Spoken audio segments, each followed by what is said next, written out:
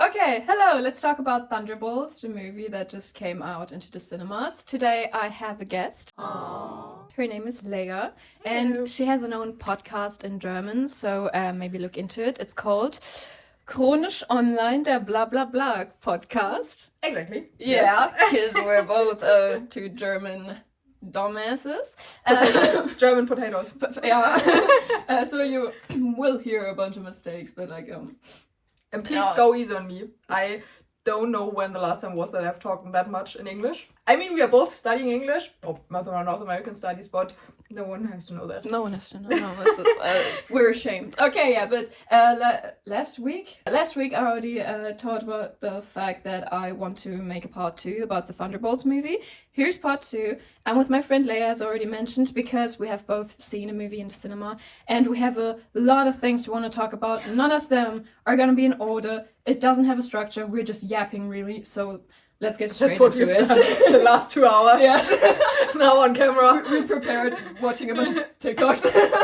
It doesn't have a structure, so I want to start with a tiny fact, and it's the question, where's Fanny? The thing is, you're asking where's Fanny. My first question was, who is Fanny? Yeah, because Fanny, in the end of Black Widow, the movie, in the end credit scene, you could see that she had a dog, and she called it Fanny because that was the undercover name of her sister in the beginning of the movie. And now she just didn't have Fanny, and she said that she's completely alone, she doesn't have anyone. I'm like, where the fuck is Fanny? Why'd you leave her? But talking about animals, I think I've talked to you about that before, but talking about animals, we do have a hamster in the beginning. A hamster in the beginning of the movie that Yelena rescues before she blows up the building. We do have an end credit scene after Thunderbolts that was directed by the Russo brothers because it directly links to Doomsday. But now it has been revealed that if we didn't have this scene, there would have been an end credit scene with the hamster going through his or her own shame rooms. Like, first of all, that's traumatizing, but it would have been so funny to just see a disoriented hamster running around in dark rooms. Like, who came up with that idea? Yeah, but it makes me wonder what would have been his shame or his trauma. Because there's also been a bunch of TikToks going around with the little girl being shadowed away. And a bunch of people in the comment section were like, what's her greatest trauma? Just her not getting a lollipop? Like her parents saying no to her going out? What if she has a deep trauma? Okay, considering she's not from an abusive household, then what's her biggest trauma? You know? So it kind of differs. On one hand, you have that little girl who I assume doesn't come from an abusive household. And then you have Bucky Barnes. And then we have a hamster. Like, where does the hamster fit into that? Like, I mean, in the middle. I mean, I do think that he has seen a lot of things in this room in Malaysia. But what has he done? Like, maybe his shame room is with Bob. But you already mentioned it could have been him being taken away from his family. Like, think about a baby hamster. I don't want to think about... What if he had siblings? Well, that's sad as shit. Stop. But like, what happened to him? Does Yelena still have him? I hope so. I hope so too. Maybe she gave Fanny away to have the hamster. No. But yeah, it's great material for the Avengers fan fictions that now pop up again. Because I've already seen a few where they just wrote the hamster into the fan fictions. I really love it. Yeah, there are a few fan fictions out there. Sometimes I'm just clicking through them, and then there are people that are like, she's eating breakfast with a hamster. That has kind of become the new Clint in the Vans thing. Did you just admit you're reading fan fictions? I was a 14-year-old girl once, dude. Like, come on. We all know the Your Name stories. We just have to admit it. We all know them. Yes. Doesn't mean we all like them, but we all know them. Yes. Yeah, my next point, again, a tiny point, is that the makeup in this movie from Yelena, the one that is... This one. You don't see it, but I do have blue around the eyes for Yelena.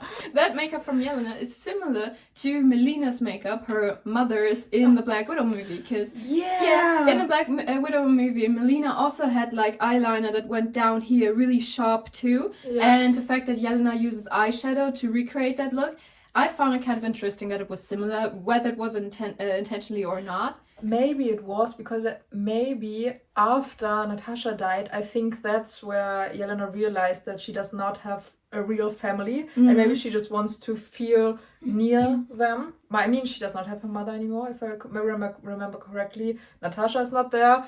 Alexei tries to be a good father, but they are both alcoholics, so it doesn't really work in the relationship. But maybe with those little things, she just tries to feel like her child, like again. her daughter, like her mother, not like her daughter. But I don't know if they just couldn't get the actress for that movie, or if they thought that she wasn't important for the movie. I mean, where would she have fitted in, actually? I think I saw something online saying that in the early scripts of Thunderbolts, Melina did have a big part in the shame rooms of Alexei. That in the first scripts it was more about Alexei and Yelena and her family again. I think they cut that because if we only focus on Yelena and not Bob and not all the other characters, I think it would have been too much. But maybe it's not true, but the internet says that there was a script with Melina and into it.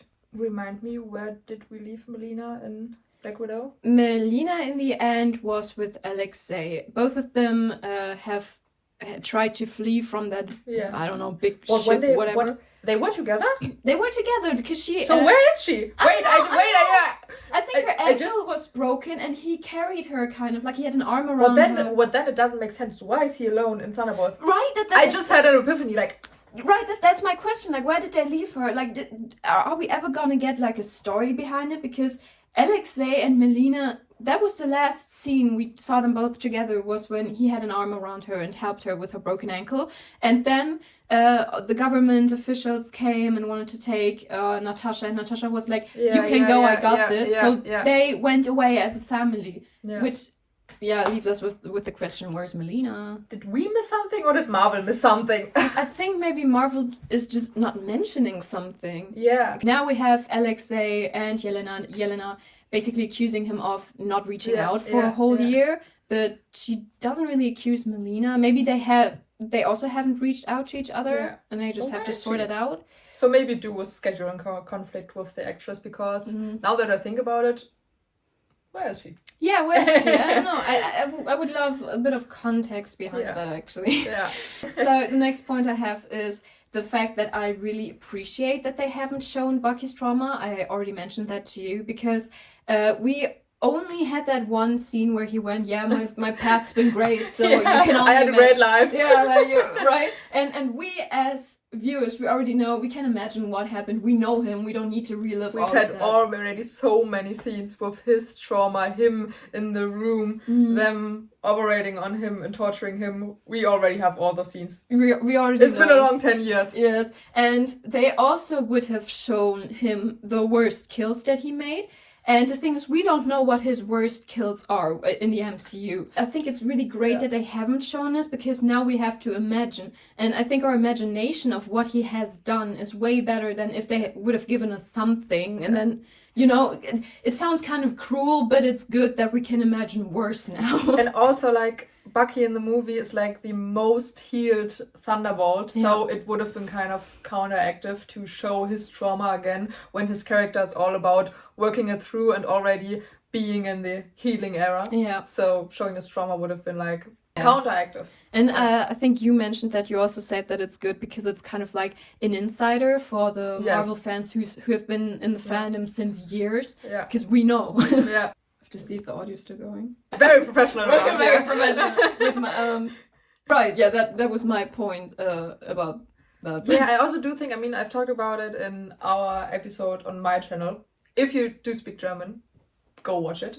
or listen to it. If you don't speak German, still subscribe. No, but what I've also said is that kind of Bucky is, like, he is of no real story-wise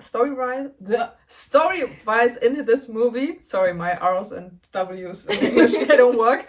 But that we kind of have him as an anchor between the fans and the old Marvel and the new Marvel, because he does not contribute much to the storyline. Like, the storyline and kind of the themes of the movie would have also worked without him there, but it's still so important that he is there, because he's kind of like now this leader lead character who has already healed much more because he's had a lot of more time. Yeah, so we don't need his trauma again and again and again and again, because it would also have been counteractive with the stories, with the movie's message of like moving on. Exactly, yes. I also wrote down that I enjoyed that they didn't overuse Natashas' death yet. I think every singular time it was mentioned from her death on was very appropriately very great. We had her death mentioned in Hawkeye, and it was beautiful because her and Clint, they were siblings, dude. Okay, they were and family. Also, Yelena talking about Natasha in Hawkeye. Yes. Yeah, so we've already talked about that. It has been 5 years, 6 years. It's been a long time. It's been a long time without her. Oh yes, and like we still do see her, and we still see Yelena struggling, but we do not need to kind of just talk about Natasha all the time. Yeah, right. We talked about it. We grieved her, especially in Hawkeye, and now we did mention it in one sentence, like my sister is gone, and then you were gone, and it's mentioned in quick sentences, but it still has a deep impact, showing that it still affects Yelena as a character. Yeah.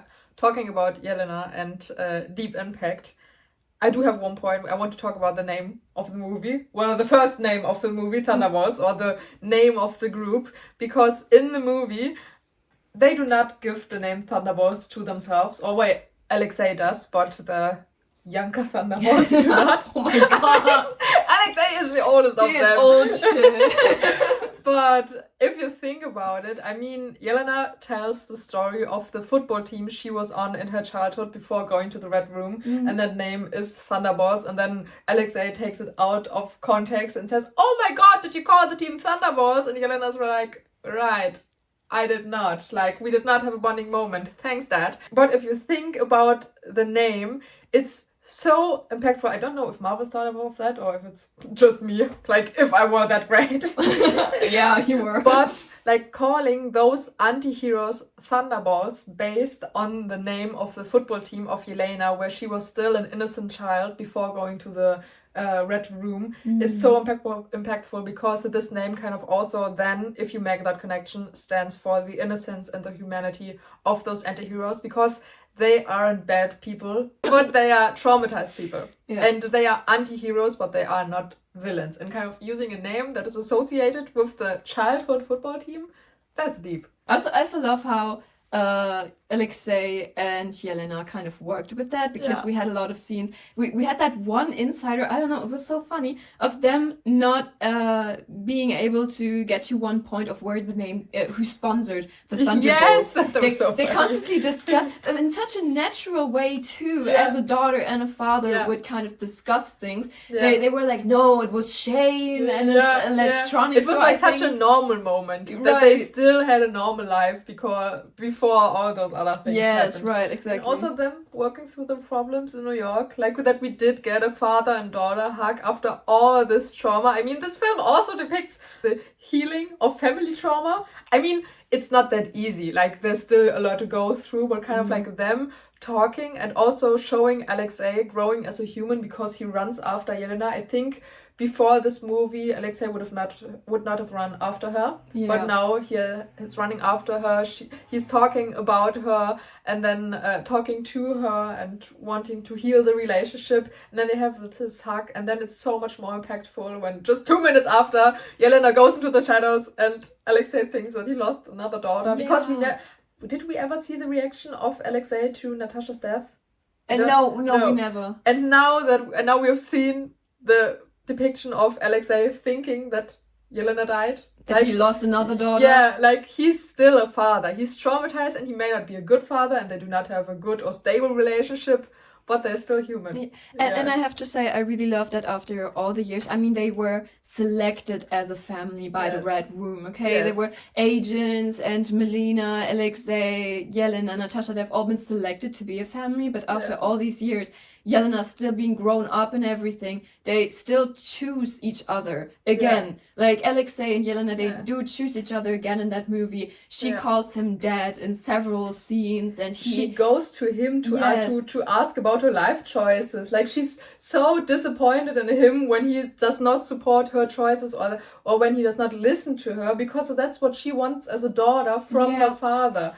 Yeah, and I think it's interesting too that in the beginning of Black Widow, you could have imagined that he is the person in the family who's the least interested in the family and who just did it for a job. But then in jail, you can see that he has Natasha and Yelena's name tattooed on his shoulder. He's like the biggest supporter of this family. He immediately takes them in as his daughters again. It was never a question for him that they weren't his daughters ever. And I think that's just like, it's a little sweet found family situation in a certain sense. Yeah, talking about family, what do you think about all those people saying now in the comments that the Thunderbolts are now, after those few minutes in the movie, that they are a better family than the Avengers ever were?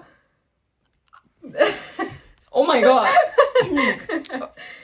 Oh my god, I need to speak carefully here, but I do have to say that we had a lot of movies where the Avengers were built to be a family. We had one movie where we could see them actively be one, Avengers Age of Ultron. That's, by the way, also it's one of my favorite Avengers. But I do think that the message in Thunderbolts that they are becoming dependent of each other as a family, the message was received quicker by the viewers.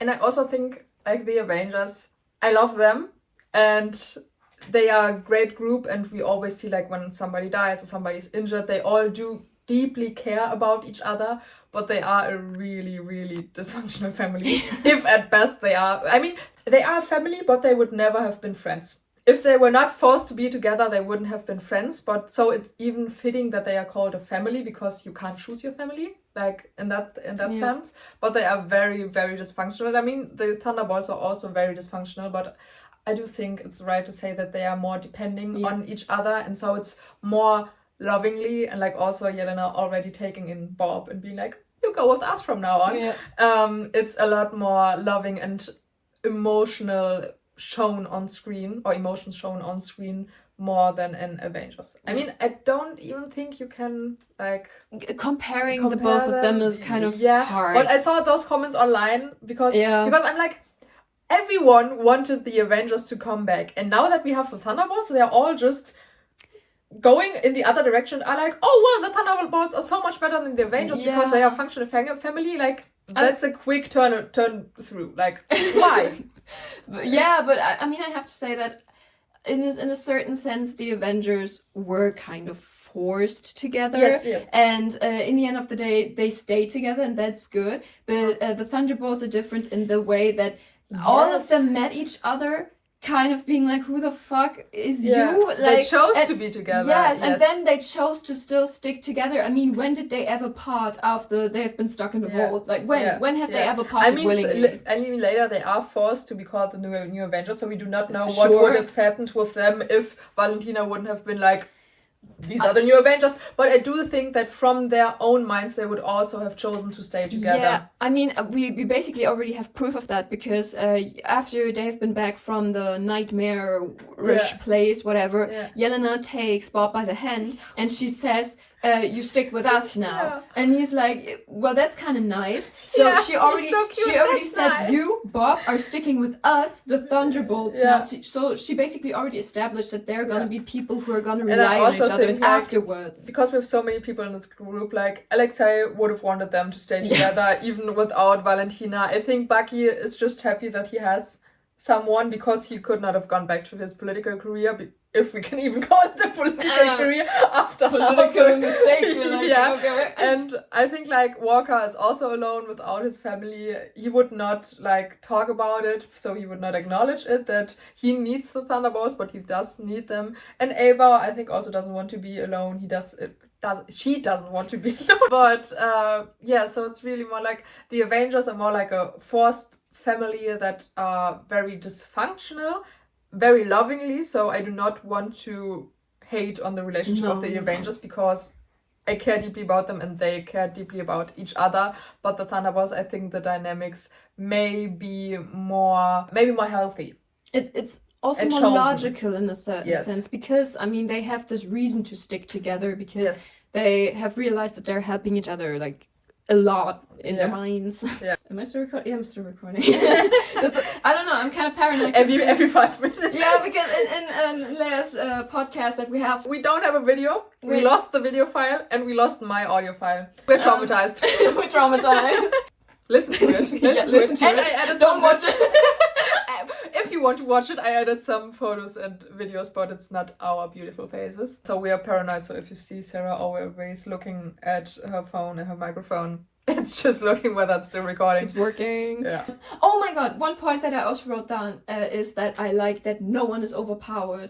Yes. Because in the last Marvel movies, because we already know that Marvel kind of had this, you know, and they're coming back in now. That moment, in the down phase. We had way too many superheroes that are way too overpowered. I mean, we had Wanda, and honestly, the problem is we didn't give them a limit. Yeah. We didn't give them a break, like, okay, they can't go further than this. Yeah. So I really enjoy that now we have a movie with superheroes, whatever, anti-heroes that are not overpowered, because it gives us more opportunities for a storyline or for anything overall, because we can see them struggling. Yeah. They're not always just solutions. The one time we see someone overpowered, Sentry, he's dead after 5 minutes. Like, his powers give him nothing because he has a... What do they call it? Death switch? Yeah, true. Yeah, they call it a death switch. I mean, he comes back as the Void and as Bob, so he's not dead, but we do not see Sentry anymore. So, like, his powers didn't give him nothing in the end, because the emotional complexion is still bigger and more important than those powers.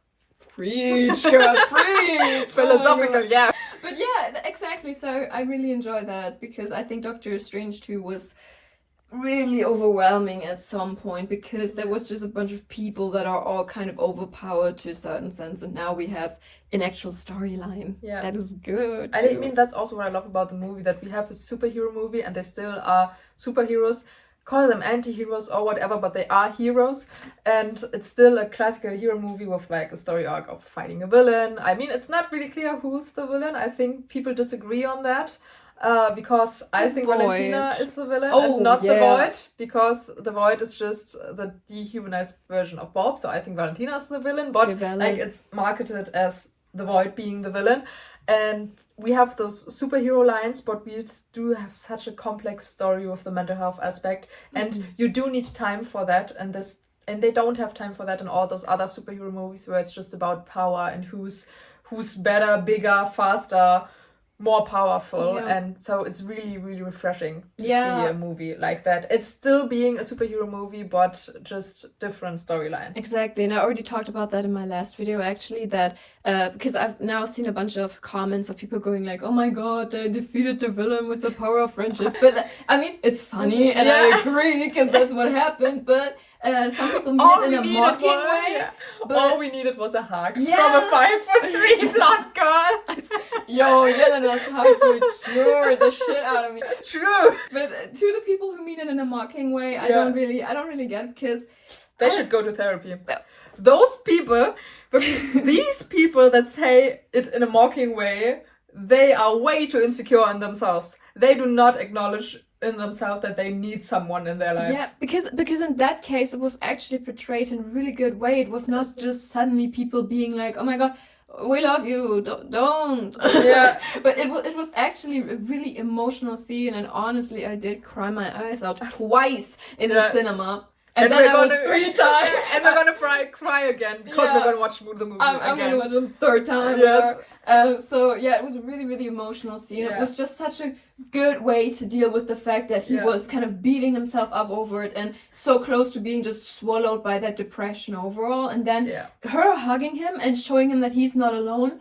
Yeah, and everyone hugging him, and him like laying there in the end, like completely crying, but you can just see how relieved he is that he can just lay there and have someone around him. And I also think like I don't think we've talked about that, but I've also seen it online.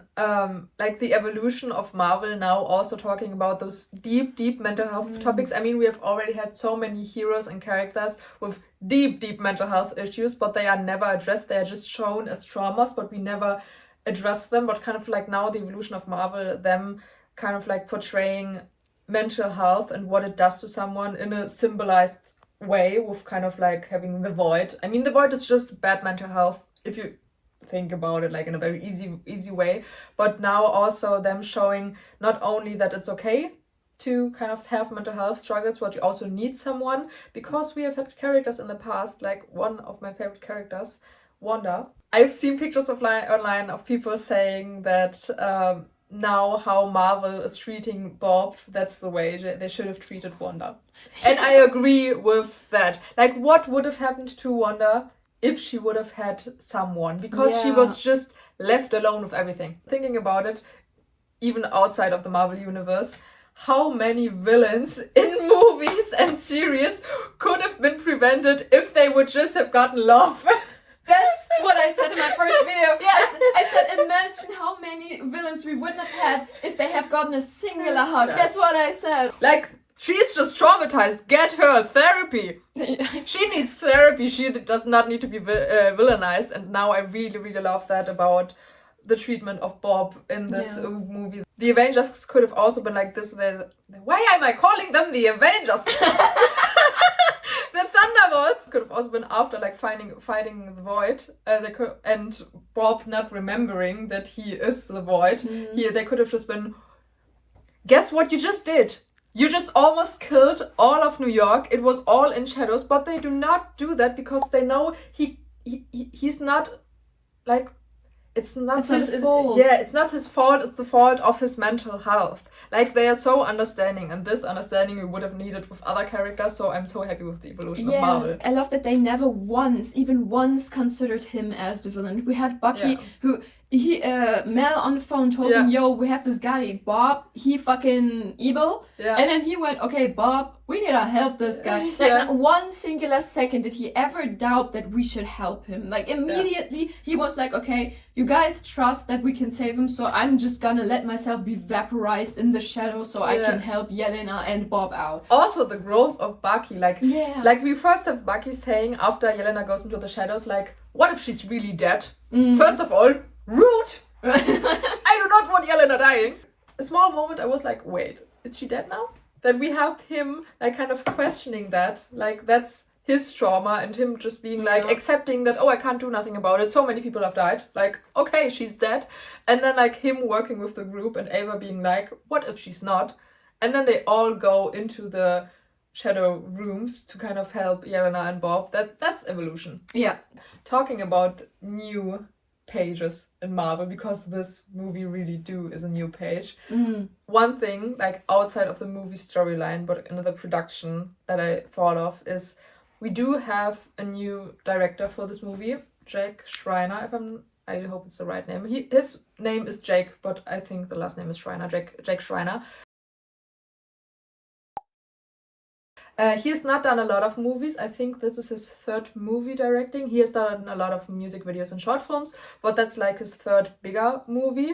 And I think it shows. I think it's important that we have new people in Marvel behind the scenes, because we have a new director, we have a new focus, we kind of also have new ideas and a new theme, or a new team working, because like we did have the problem in Marvel with those flopping years the last year, that it all just felt the same. And maybe behind the scenes it was like that the team kind of just got into a routine, and like there's so many storylines to think of that sometimes we do have repetitions and like not deep thinking, so you just need new faces and like kind of like new brains thinking about it. So and new ideas. New ideas. And with this movie we have like a new director. We do have old people on the team, or like people that have been on the team, but like the producers and Kevin Feige always being there, and the executive producers, and also kind of like people working behind the scenes. But we do have a fresh breath in this movie with a different director, different approach, someone who has not worked with Marvel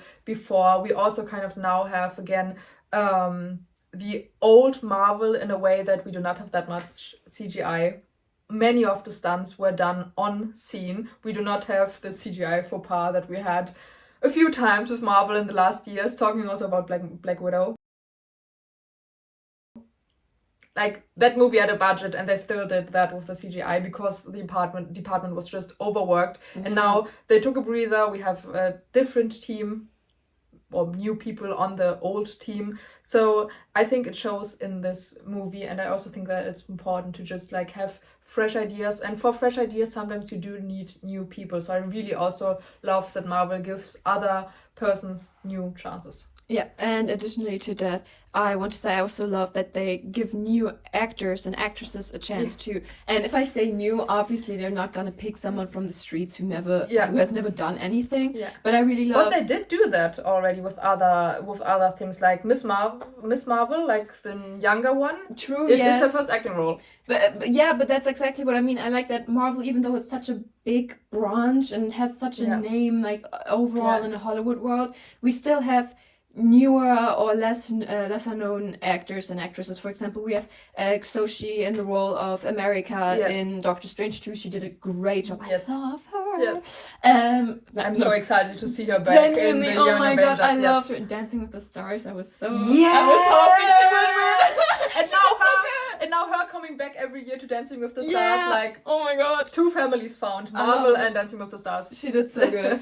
And for example, Danny Ramirez as the Falcon, because we haven't seen him in many projects before. We have seen him in the series 2021, I think, and before that he didn't have that big of a name, we have to be honest. Or Lewis Pullman now in the role of Bob. Sure, to a certain extent he's a Nepo baby, but I don't even want to call him that because honestly, he did have an easier access to the Hollywood world, but he still didn't immediately. He has worked hard. Yeah, he has worked hard. He didn't immediately get big roles. He literally had to prove himself in movies like Top Gun Maverick or Lessons in Chemistry. But even before that, like for Lewis Pullman, inside from me, I have grown to love this man over the weekend. Like I have so much admiration for him. But for him, it was like that because his father is Bill Pullman. Exactly. But Lewis has not acted as a young child or something like that. He wasn't even on set that many times. Like he traveled with his father and his family when Bill kind of like went abroad to film something. But other than that, he did not have many connections to Hollywood. I mean, they also didn't live in Los Angeles a long time. And then after school, he wanted to do music. He's still doing music now. He's a drummer. But his parents said, please go to college. Like, you can do whatever you want, but please go to college. And he did do acting in college. But after that, he did not use the name of his father because he just did a few music videos and a few short films that he did not get any money for. It was just like to get experience. He's now saying that that's great blackmailing content because he's saying that he was so bad, but he needed that. So he is a Nepo baby, yes, but he worked hard. Like he was not just handed stuff. And even with this role, it was not intended for him. Like someone else was set to play this character, and then he was approached because he did audition for Ned Leeds 10 years ago for Spider-Man Homecoming. So like he was known in the Marvel casting circus, but then they reached out to him. He didn't even get a script. Like when they reached out to him and he talked to Jake, to the director, he was like, so when do I get to see a script? And Jake was like, you do not get a script until you are signed on this movie. And then Jake just told him the whole movie, and then he still had to audition. Oh, like true. They talked to him, but they did not just give him the role. He had to audition for it. And he was like, okay, then I'm gonna audition. And then he did well, and then he did get the part eventually. Yeah, but thankfully. Thankfully. But I think that's exactly a certain difference we have to make between Nepo babies, because we can see that some are really the roles and everything is handed to them, and that's why you can see that there's no progress. It's literally them in big roles and just not being able to perform and reach the certain standard that they should have in such a role. But we know that they're a project of Lewis Pullman where he is not the best because it's his beginning. We can see an evolution of his acting. That's exactly him how it also be. appreciating it. And I mean, last year he did get a Tony nomination for Lessons in Chemistry, and like critics have always loved him in all the big projects that he appeared in, like Lessons in Chemistry, Tony nomination. He lost it, but he lost in the same year as Robert Downey Jr., so it's not a loss. He was nominated. And the critics loved him for his little role, Bob, in Top Gun Maverick, and Outer Range. Not just the critics.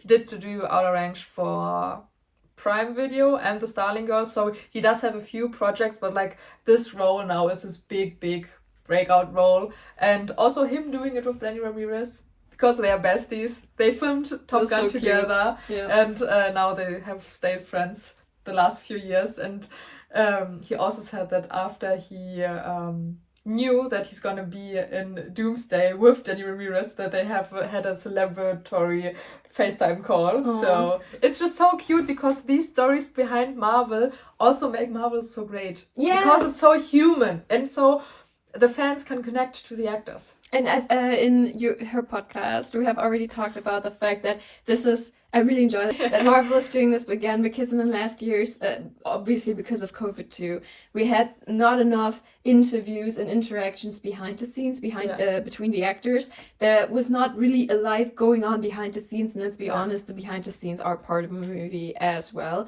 and how people receive the movie, perceive the movie, oh my god. So now we have all of these little interactions behind the scenes, them on the red carpet, some cutesy interactions, we need that. It makes all of it more personal for the fans as well. Because then also I think the hate is less, because it's just a personal connection also to the actors. I mean, I've said it before with Florence Pugh.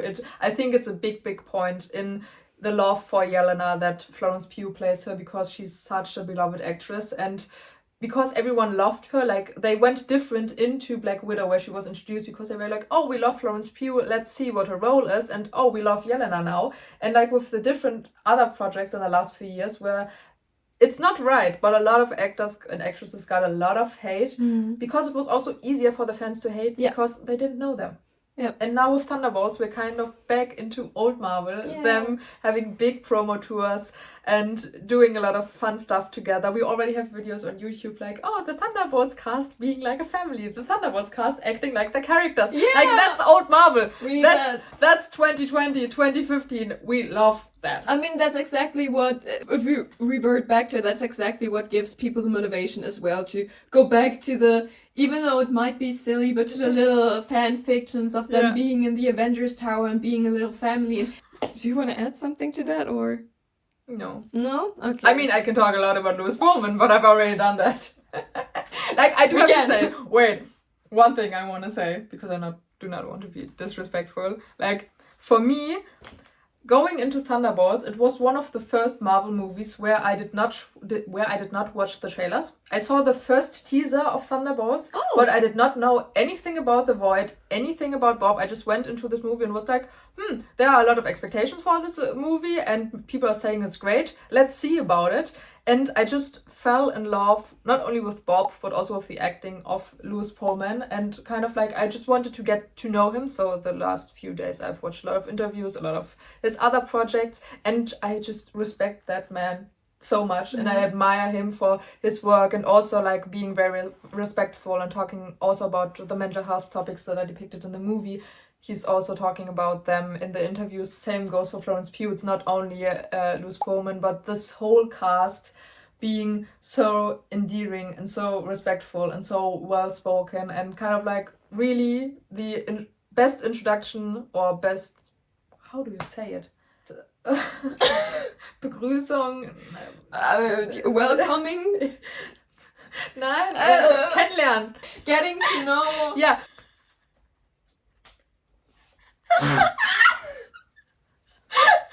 Meet and greeting. So one of the best things about Thunderbolts was getting to know Lewis Pullman as a new actor. And that's not the first time that Marvel has done that. Like, I love that about I love that about movies that just introduce you to new people. Circling back to what you said, now we have the circle. Oh so my God, a circle. I think we can stop talking about it, because if I go on, I can talk for hours about this cast and about a certain man, but respectfully. We were talking about the deep and great impact of this movie. I can add something to that, and then can immediately switch to another point I have, because I want to add, you mentioned that you haven't seen the teasers. I have seen the teasers. Yeah, I just saw the first teaser, I think, in last year when it came out. And in a later teaser, they released who was the villain, and it was Sentry. And I know the comics, so I immediately knew it was Sentry as well. So I was kind of like, I have to be honest, I was kind of a hater because I was like, how are the Thunderbolts just this bunch of losers, respectfully? How will they defeat the Sentry? And I was just going into this movie not knowing how to feel about it because I was worried that they would have a bunch of plot armor, that they would just, I don't know, wouldn't die for some odd reason. But I have to emphasize again that such a wonderful way of kind of disarming the Void, disarming Sentry. Yeah. And so like disarming Sentry just by emotion, by like making him insecure. His Achilles heel being himself. That's weak. Like I love Bob, but the Sentry, that's weak. Like the thing you said with overpowering. Yeah. Like what does his power give him when he does not have emotional intelligence? Luscious or like blonde him being hair. very insecure about himself, this blonde hair. I love that because the next point I want to talk about his Sentry outfit because what is my point? I wanted to talk about some of the comic looks of characters are goofy as hell, as we know, and I have to say I love how they sometimes kind of revert back to it. I mean, for example, in Captain America Brave New World, they kind of changed the looks of the leader and toned it down to a more fitting MCU version that I loved, actually. I love that they didn't give him that hat.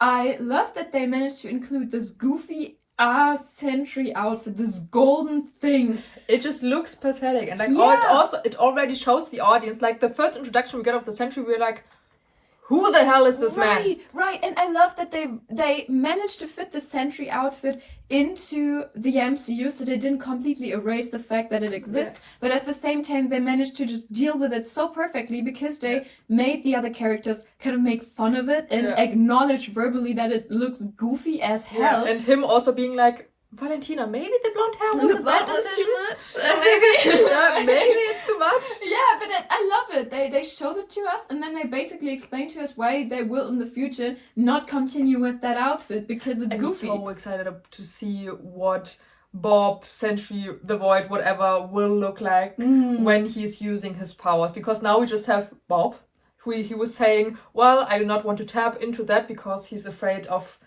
going into the Void again, like that he can only use his powers when he's in a dark mental place. But like, what's he gonna look like once we see him again in Doomsday and he uses his powers? Like, is he gonna go back to Sentry but looking different? Is he gonna go back into being a shadow and looking like a Void? Or is he just gonna be Bob?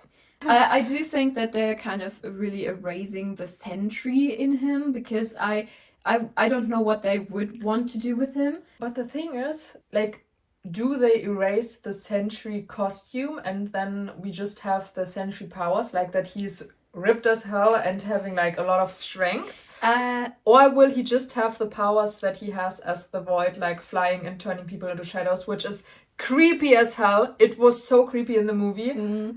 I do think we need to differentiate between them as three different people, obviously. And we have that one Bob, we're taking him away now. But then we have Sentry, and I think Sentry is just kind of him if Bob was able to control his powers, but he's not. So right now Sentry is also in the corner.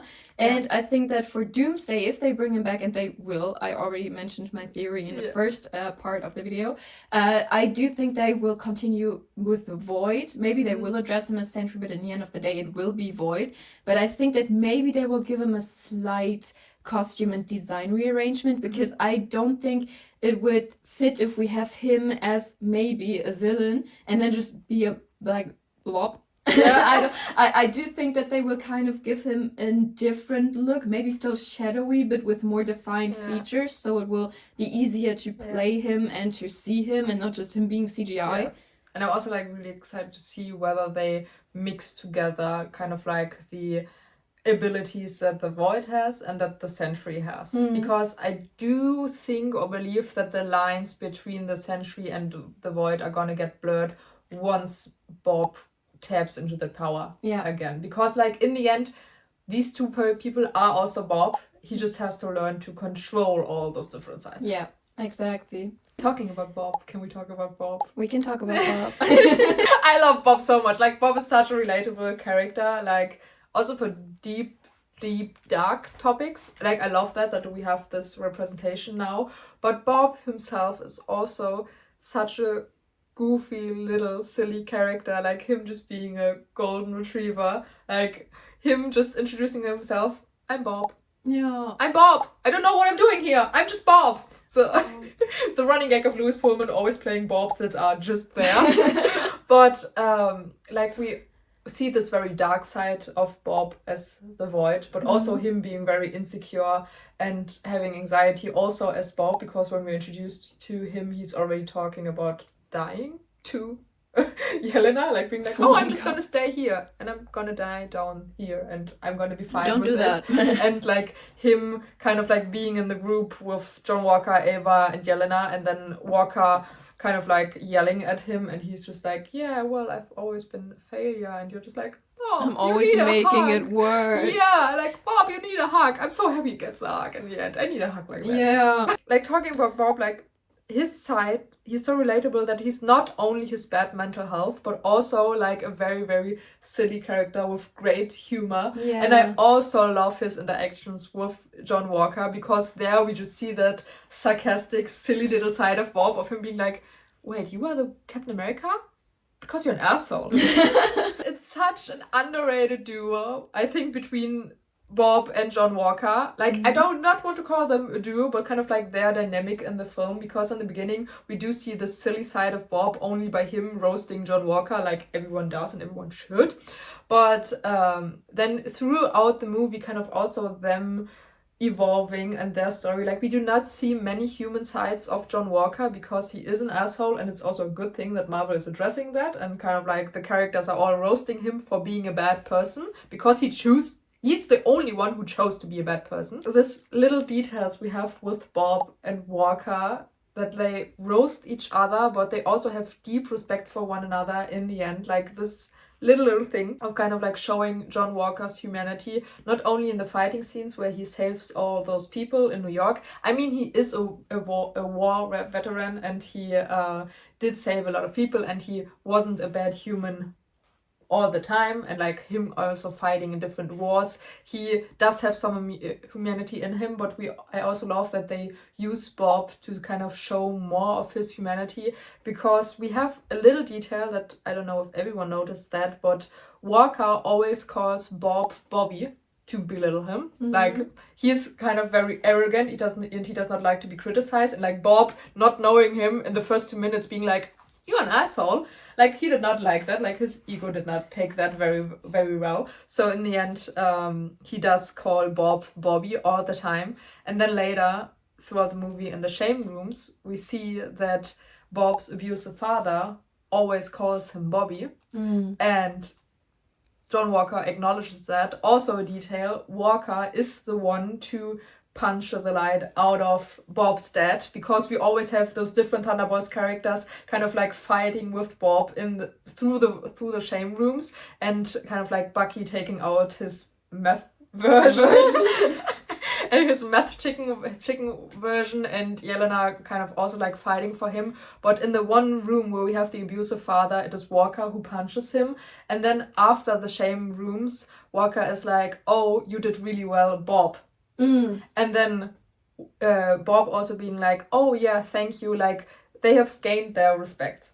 And it's also like those little details that just make all those characters more human, but very underrated, Bob and Walker, because one thing that's overrated that I think you want to talk about is Bob and Yelena, and a very specific story arc that is not there. Yeah, oh my god, thank you for addressing it, because I wrote it down as the AroAce erasure of Marvel fans, what they're currently doing. A few of them, not all of them, we're Marvel fans and we're not doing it, because it's an important topic, honestly. A lot of people are reading into the relationship of Yelena and Bob as a romantic one. And in different circumstances, I wouldn't really care. But in this circumstance, in the comics, Yelena is written as AroAce and addressed as AroAce, which, just in case few of you don't know what that is, it's aromantic and asexual. Aromantic means that she doesn't feel romantic attraction towards people, and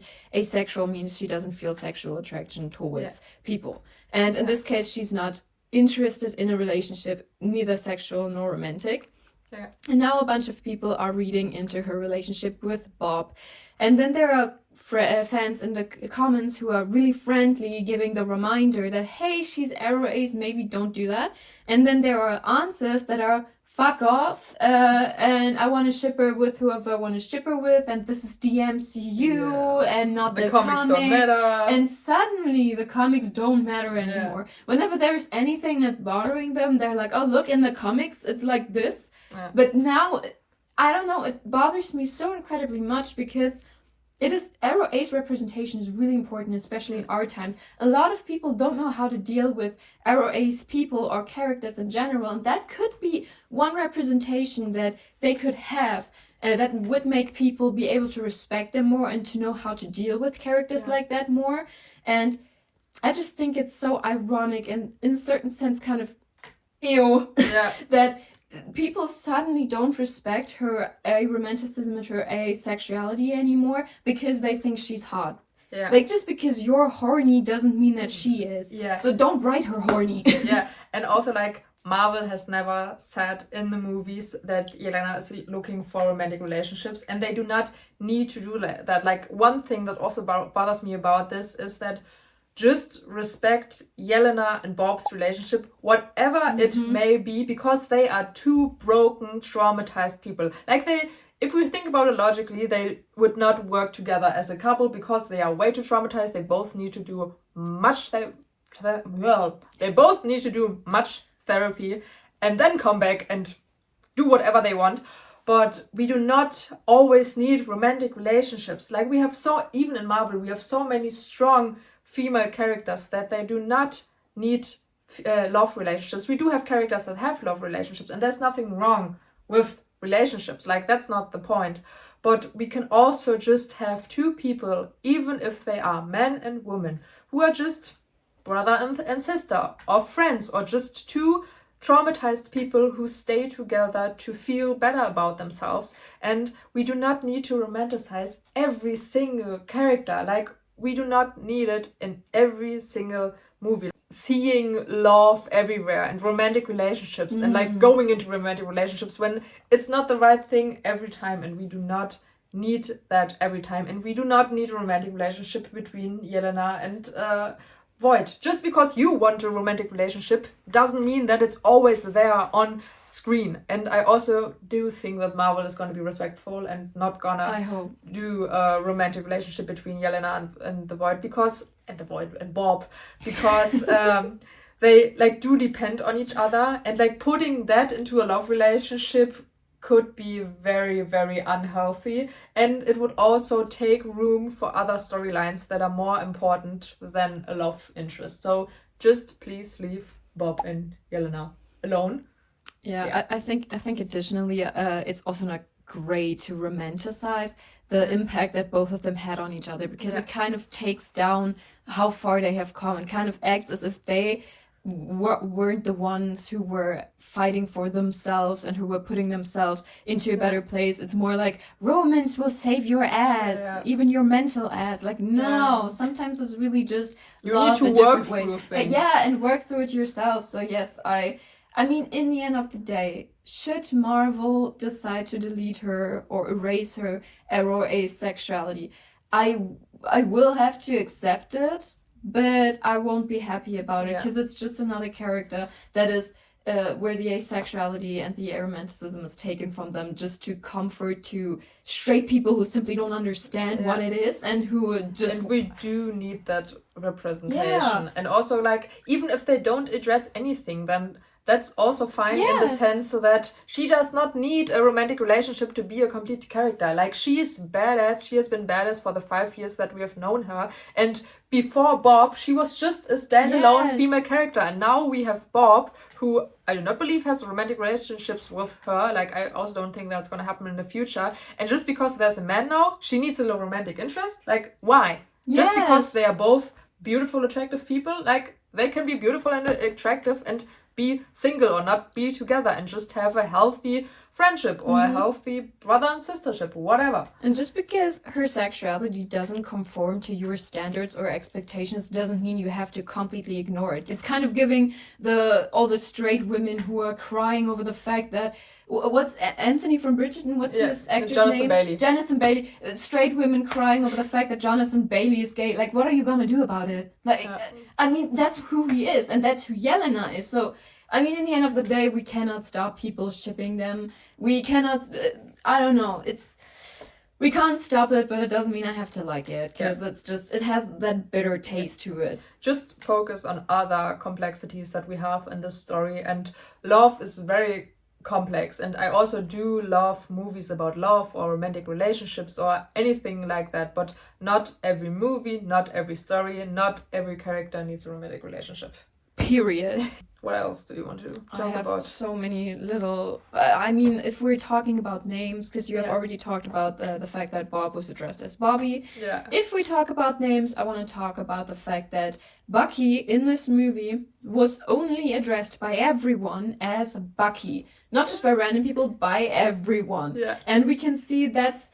I was reading into it big time, okay? I have a theory why. And in The Falcon and the Winter Soldier, we were still at that point where he was like, you don't gotta call me Bucky, you don't know me. Yeah. And I think, if we're allowed to read into it, I think that now he allows everyone to call him Bucky because to a certain extent he has healed.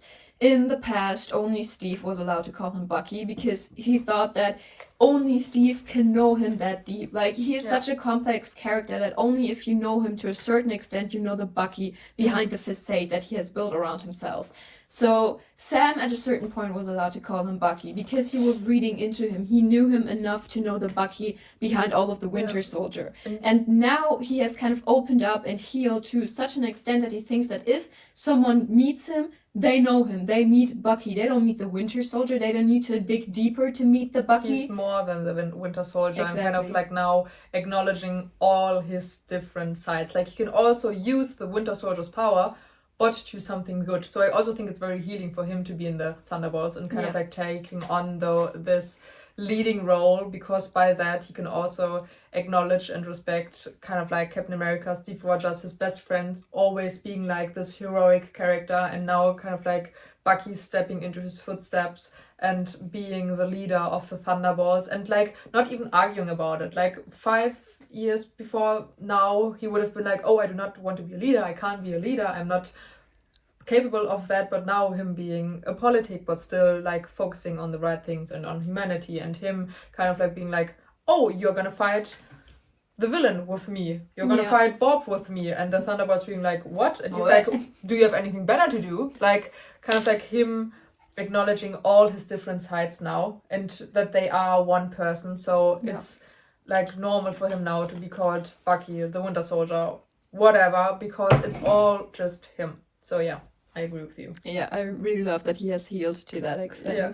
And it kind of reminds me of a funny TikTok comment of someone saying that they're kind of worried, like, how fucked up does a group need to be that Bucky is their most stable. I mean, valid. Great.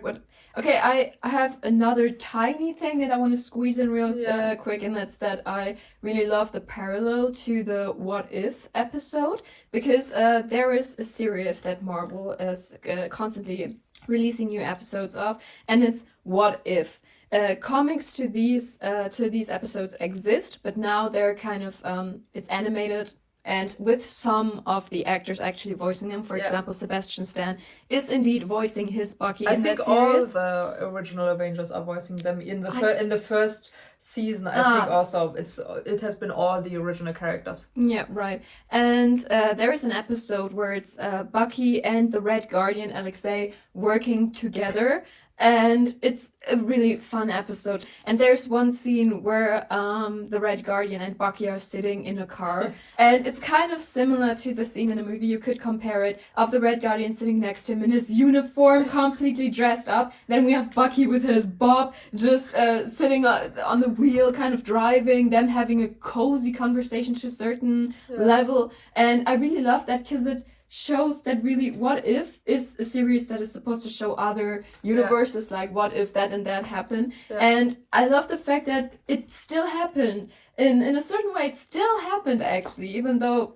Like them joking about, we could have worked together if we were in the same country, and we both got the serum. Just you got the fancy one, the Hydra fancy. So I really love that parallel, because again, it kind of is a good reminder of the multiverse. Like, little things could change everything, and here, in the end of the day, we still ended up with them sitting next to each other, just in a different car and in a different time, and I like it. I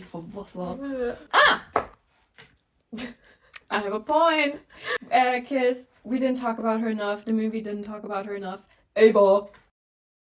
Also known as Ghost. And she's the one who can phase through everything, basically. Yeah. And I want to talk about her in the context that, first of all, we should have gotten more of her. Second of all, and that kind of continues that thought, is that I think they could have done a better job showing that Ava was supposed to be bad, because I don't know. I mean, in Ant-Man and the Wasp, I can completely excuse her actions, because she was just a desperate, 18-year-old or however old she was, who was constantly suffering and just wanted the pain to stop, which makes sense. And in the movie now, what did she do that? Except killing the Taskmaster. I think that's what Marvel wanted to show, like her killing the Taskmaster, her being evil, just killing. But I also do think that they should have talked more about her, because let's be honest, I'm not the only one. I mean, you have read the comics and are really, really into it. I mean, I'm also into Marvel and the MCU, but with all those different projects over the years, sometimes you do forget little details. And I kind of like saw Ghost and was like, oh yeah, she was an Ant-Man, but what's her story? Kind of like, we need a refresher if we haven't seen this person in years, and we haven't seen Ava in years. And I mean, we had all of these people who were all kind of assholes. Like, we had Walker, who's a pure asshole. Then we have Alexei, who he's kind of really self-focused, and in that sense, he is accidentally an asshole. Yeah. We have Yelena, she's just really moody and which understandable, she is going through a lot. Red room, and then we trauma. And then we have Ava, and the whole time she's just like, I don't want to stay here with you, but I'm staying with you either ways, and I'm helping you get out of this It's not world. Enough. And then Yelena looks at her and goes, everyone, you know that you're bad. And she's like, well, bitch. Like, I would also say bitch if someone just randomly insulted me on the street. But like, this movie did so well with the depiction of deep mental health stories and traumas, and then with Ava it kind of just falls flat. Yes, exactly. I mean, it would have been great. I think they selected the trauma scenes that we have seen great. Yeah. But it would have done a lot more if maybe just for a few seconds show, see Ava stepping into the shadow, she turns around, and in the background you can see her lying over her father's body as a child looking up to her, and boom, cut back to Bob. Like, we even did get a shame room scene of Valentina. Like, if you have the minute for Valentina, that bitch. If we have a minute for Valentina, give Ava a minute. Give her a minute. Just a little reminder, okay? Like, all of that shit happened to her. And she has trauma for a reason. I don't know, maybe show a bit more that she's supposed to be an asshole, because I've just seen her, actually being kind of nice to the others. Yeah. Maybe not especially nice, but she didn't do anything rude, right? No, it was like she did not do many things worse than those people that we see. Yeah. Also, now that I've talked about Valentina, like, her shame room does not validate her actions. Like, your father died, and that's sad that he was killed and that you want to... But, like, how does your father being killed lead to you kind of telling yourself, you want to save the world with a superhero group? Like, I think with this scene, it would have been more logical to be like, her father was killed, so now she or Valentina always wants to have protection around her. But like, that's not her point of creating the new Avengers, so like, it doesn't make any sense. Like, for me, as I said, Valentina is the villain in the movie. Like, Valentina and mental health, like, mental health is the villain of this movie, and then Valentina kind of like being a weird ass with her intentions that are just not good.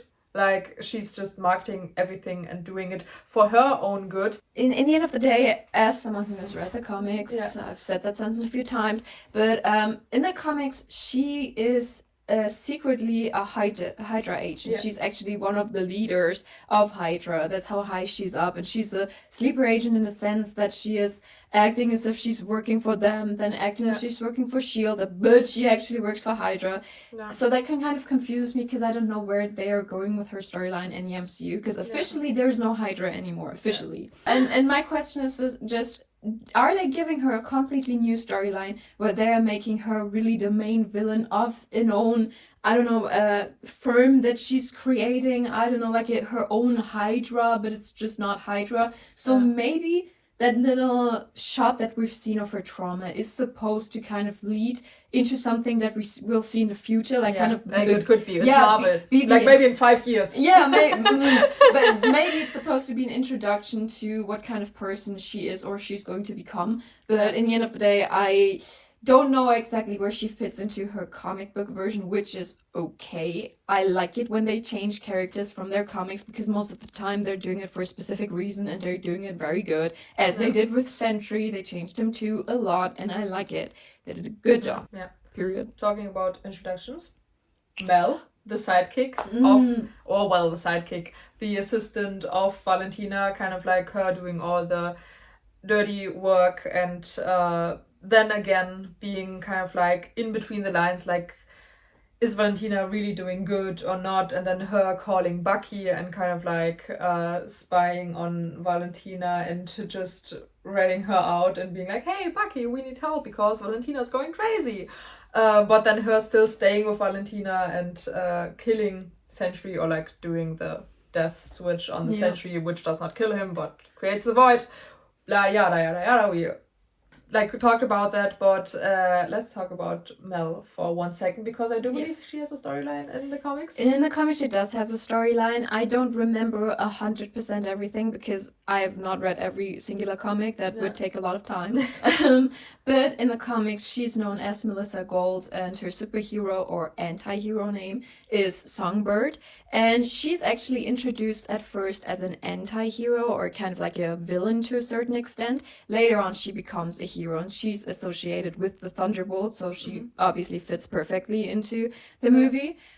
So I think if they're going with the storyline that she's first a villain and then later on she turns her back onto the bad and helps the Thunderbolts, in this certain extent they did a good job representing that, because we have seen her kind of being like, yeah, well, I want to be good, I want to change the world. And then in the end, she did decide to go with Valentina's plans and to stick with her, which means that now we have her being part of this villainous character, and it gives us still the opportunity to later on, with her moral sense, turn her into a good person again, because she already kind of doubted Valentina's actions. So good introduction in that case. Yeah, talking about this manipulation, I just thought of that, like, we talked about behind the scenes what we think will happen with Bob in Doomsday, and that there's a very, very big possibility that Bob is gonna be manipulated by Doom. That could kind of be the same thing with Mel, like her being manipulated by Doom or Valentina, and then that she's a very insecure person, just like Bob, that can be manipulated very easily, but they are still in their hearts good persons. So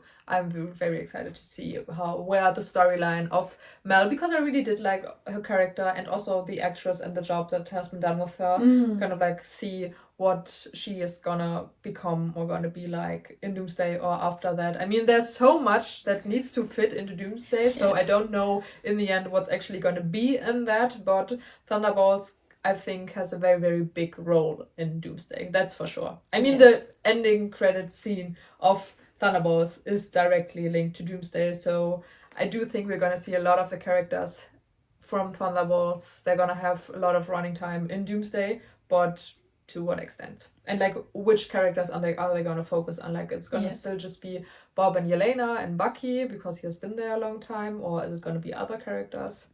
Who knows? But yeah I think that the actress of Mel is also really a really cool person. I've seen her TikToks and all. Yes, I love her. She's really cool. Yeah, I like her. Relatable. Very relatable. And also like him, why am I talking about him? Today. But kind of like her being in the movie, but also being a fangirl, like her TikToks are very, very relatable. Like her kind of like being very appreciative or very loving of Bucky, or her including Lewis Pullman. I'm gonna talk about her all the time. I'm gonna put a counter in the video how many times you say this. Respectfully, I just want to meet this man. I admire this man so much. Really, I love that Thunderbolts has been introduced to him because one day you can interview him. Yes, please. Manifesting us with this. Knock on wood. We're German, we're gonna knock on wood. I don't think only Germans knock on wood. Knock on wood is a knock on wood. I think people of Mexican culture do it as well, actually. Yeah. So to keep the evil spirits away, like fuck yeah. Keep John Walker away. Oh, John Walker! I wrote down redhead John Walker, and then I wrote witch. Because during the movie, it's a little point that's really unimportant, but during the movie I realized that his hair looks red now, that he's ginger. Yeah. And reddish. My friend at first was like, nah, he blonde. Yeah. But then she saw him in the light and she was like, oof, reddish. Yeah. So, I thought that it was intentional, and I don't think it's intentional. And I kind of read into it. I was like, wow, in the fact he's a Winter Soldier, he was blonde because he wanted to be like Captain America, and now he's more ginger because his true roots are coming out. He's Irish. How much time do you have to think about that? Like, Marvel is deep, but are they that deep? I do think, like, with John Walker, because also seeing White Russell, also a Nepo baby. True, his dad was in the Marvel universe as well. Yeah, Kurt Russell as Ego. Also, but White Russell, great depiction of John Walker, because we all just can hate on John Walker, but White Russell is such a golden retriever. Like, next to Lewis Pullman, like, they are amazing.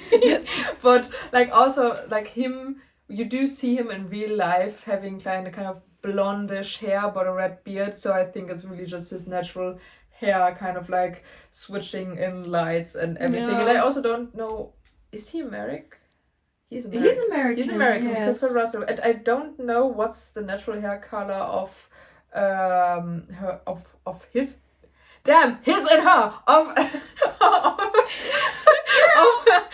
of his mother, but like redheads also can be in a family where there's not a lot of redheads, so I do think that because they're witches. Natural. Yeah, but what a plot twist if we just have John Walker as a witch, like him being like, fuck you, you know what? I'm a witch. And him alongside Agatha. Like, just think about it. I've seen the ginger. Burn I can spot it. Burn. No. Please don't. No. Don't burn redheads, okay? Yeah. No.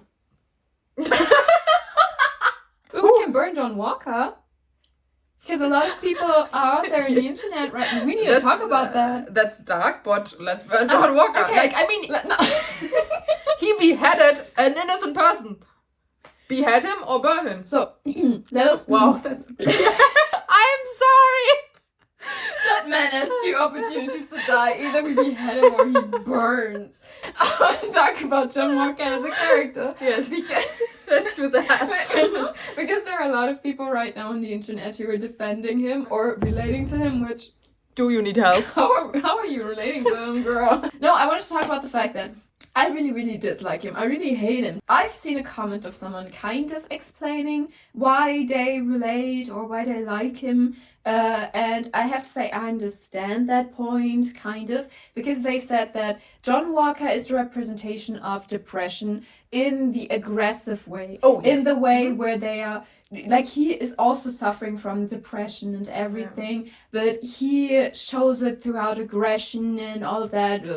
anger. What's the mental condition called that soldiers have? Or PTSD? PTSD. Yeah. I think PTSD is more fitting than depression. Actually, yes, that's also a good point. So I obviously don't blame him for the mental struggles he goes through. This is a completely different thing. Okay, John Walker and his mental struggles. Okay, just like with the rest of the characters. Yes, but it doesn't change the fact that all of the shit he is in is mainly because of him. Like, it's his own fault. Like, he decided to behead a man out in the daylight. And people are like, well, he was a terrorist. He's not innocent. Yeah, he's not. That's right. But I still don't think that gives John Walker the right to execute him in broad daylight in front of a crowd where children are in. Yeah, while being Captain America. With the shield of Captain America that is at this point 70 years or something old and carries so much history. And then he takes it to just...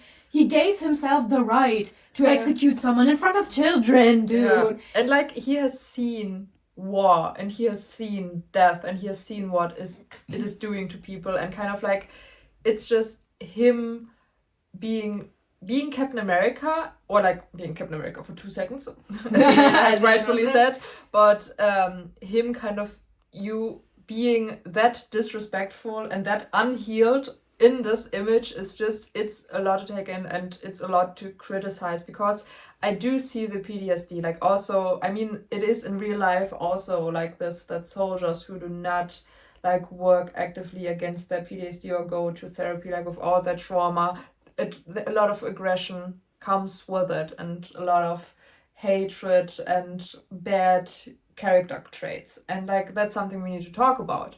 But that does not validate his actions, and kind of like, he does also not want to acknowledge it, because even when his wife, Olivia Queen. When his wife leaves him and he just not caring about his son, but just being in this deep spiral of, oh my god, all the people hate me now, because he is not a war veteran right now, or he is a war veteran, but he does not have any, how do you call it? Honor? Yeah, he's what's how do you say that in English? Yeah, released without honor? I don't know. Yeah, like he was released without honor, so he does not even have the respect of being a soldier anymore, not even on paper, and I think he does need that for his own self-worth. Ego. Oh. Yeah, for his own ego, but also his own self-worth.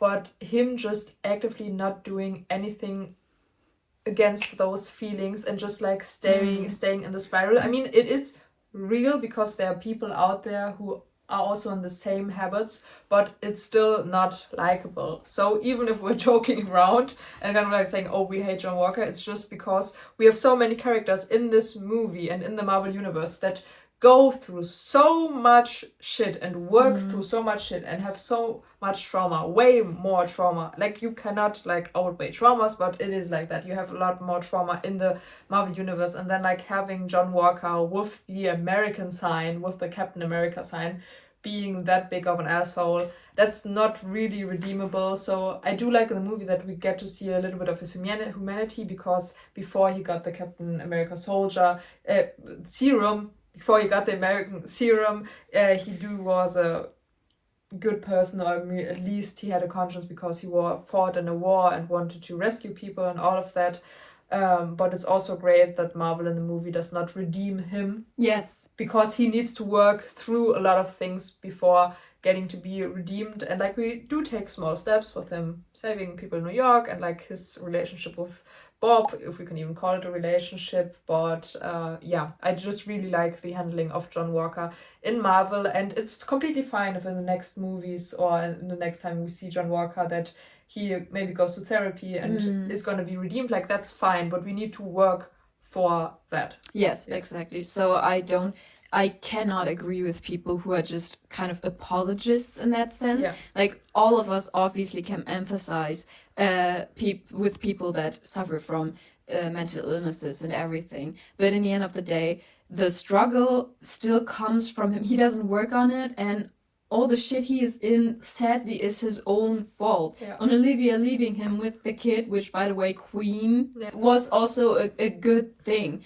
And we can still see him not really he obviously cares, but he doesn't address it, and he obviously doesn't work on it in the beginning of the movie. Why all of that happened to him, he just wants to press it down, which is the mistake of all of them, basically. Yeah.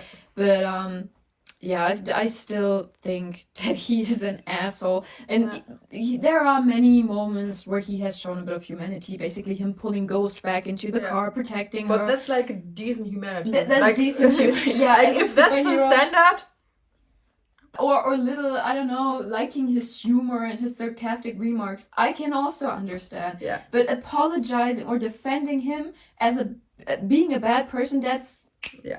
I don't get that, and I don't support that. Yeah. I agree. So that's on John Walker. That's on John Walker. It's enough on John Walker. Yeah. Enough on John Walker. More on drugs. Because that's great. Yeah. Both things suck. Yeah. John Walker and... Oh my god! John Walker and drugs suck. The slogan of this video. That's what you need to take from there. We're actually trying to find a way to switch from John Walker to the topic of drugs, but this is a horrendous way. We want to talk about Marvel giving drug addiction representation and the struggle of it, even if it's short and quite frank. And quite funny. And funny. But it's deep. But yeah, exactly. Because for a Marvel movie, I mean, we had, in the very first Marvel movies, a few topics were really just glossed over. I mean, we had the topic of a panic attack in Iron Man 3, which was already for Marvel. Yeah. But now we even have the topic of drug addiction being mentioned and the struggle of it and kind of... Like the evolution of Marvel, that we have a whole movie on mental health and then... Also on drug addiction. Like, I mean, it's just a very, very small part, but like even Marvel acknowledging that there is drug addiction is for like Disney. Big, I mean, it's Disney. Yeah, for Disney, it's a very big thing. That's like the point we want to make. And it's also funny as hell. But it's another wrap on the storyline, because in the beginning of the movie, we had that scene where Yelena was over-explaining her soccer team and Thunderbolts, and then they were like, anyone else got some childhood stories to explain? And then Bob's just standing there like, oh yeah, meth, and I was dressed up as a chicken summer job. Like, he kind of just mentions that really quickly, and then we have, in the end of the movie, a scene where he, as the chicken on meth, is kind of attacking people, which I really want to know what happened there in real life. Did he just run around attacking people with that? Why? Because why? Because, dude. What meth did he take? Like, was it meth? Was it... I wanted to say, was it the good kind? There is no good version. As if we were to know. As if we had ever taken drugs in our lives. We have never taken drugs in our life. We do not call that drugs in German. No, we like call in German, we have Drogen, that's the bad kind of drugs, and then we have Medikamente for... Which is a necessity to survive a day. Yeah, sometimes, girl. And then we have Medikamente, medication, drugs. Yeah, so that's like a language difference. One last point that I think is important is the female friendships and the female representation of relationships, because... Let's end this video on females. On feminism. Feminism. Because I love that even though they didn't have many interactions, we had really good interactions between Ava and Yelena. Yes. Because both of them are the only women right now in the Thunderbolts. Yeah. And we had really fun scenes of them kind of, I don't know, it was just kind of giving like friends on the rising. We had them joking together, laughing at John Walker. We had Yelena and her having an argument where she was calling her a bitch, and then immediately we had Ava being like, I'm gonna go and follow Yelena into the shadow without hesitation. Yes. And I think it's good to see just female friendship in a group, because I mean, we had in the Avengers only Natasha being a woman. We had in Guardians of the Galaxy, we only had Gamora as a woman, and after she, you know, we had Nebula, so basically the women were kind of exchanged, but it was always just one woman. And now we have a group, finally, where we have two women interacting with each other, having a good relationship, like... And also, like, not over-thematizing, like, just being, like, they have their interactions, and just, like, without being sad, they have respect for each other, they work together, like, Yelena is also kind of, like, the first one and only one kind of, like, taking Ava in. Like, she also believed in her that in the bunker that they are in, she's like, oh no, she has not left us, she's gonna come back, where all the men are like, yeah, well, she left us and she's not gonna come back, we have to fight for ourselves. And Yelena's believing in her. Like, that's just those little points, and like that's these little things, that's what's so good about this movie. We have all these little details and little things that all just add up into a great depiction of superheroes that are not just machines that are perfect, but we have heroes with struggles, with problems, and it's okay because they are human.